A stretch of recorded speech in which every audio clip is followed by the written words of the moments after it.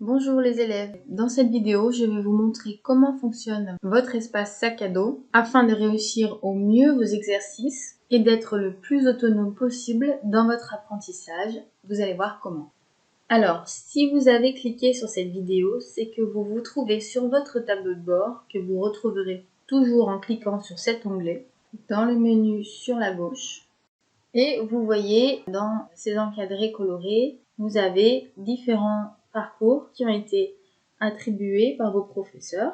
Et donc, vous devez cliquer sur accéder aux exercices pour pouvoir réaliser les différents exercices. Donc, dans ce parcours, il y a 4 exercices à faire les uns à la suite des autres, en commençant par le numéro 1. Donc nous allons cliquer sur le premier exercice et voici l'exercice que nous allons commencer. Sur le côté, vous voyez si vous avez un cours pour pouvoir vous aider à réaliser les exercices. Vous pouvez voir si vous avez le droit d'utiliser la calculette ou pas. Vous avez le temps estimé pour cet exercice. Et enfin, vous avez le nombre minimum de situations à réaliser avant de pouvoir enregistrer votre résultat. Donc d'abord, vous cliquez sur commencer. Et quand vous avez répondu, vous cliquez sur valider. Vous pouvez voir que le petit bonhomme vous dit si vous avez bien répondu ou pas.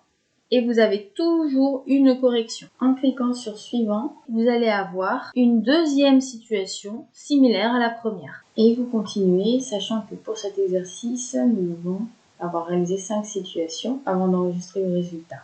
Pour l'instant, nous en avons fait 2. Voilà, je suis arrivée à 5.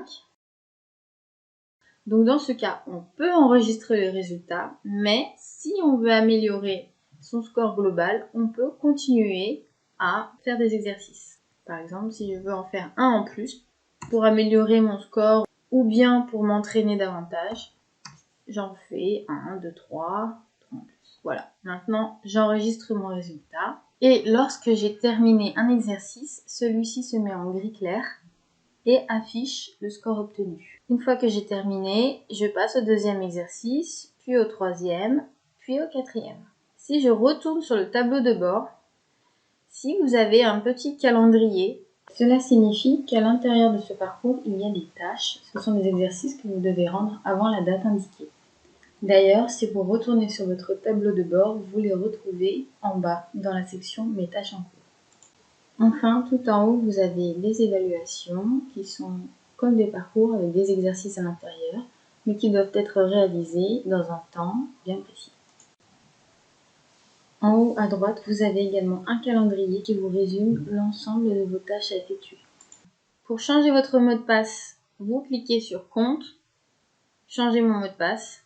Dans l'onglet Suivi, vous avez tous vos résultats, les tâches que vous devez encore rendre. Enfin, dans le dernier onglet, ici, Messages, vous pouvez envoyer des messages ou les recevoir. Et vous choisissez directement dans la liste de vos enseignants le message à envoyer. Voilà les élèves, bon travail sur sac à dos.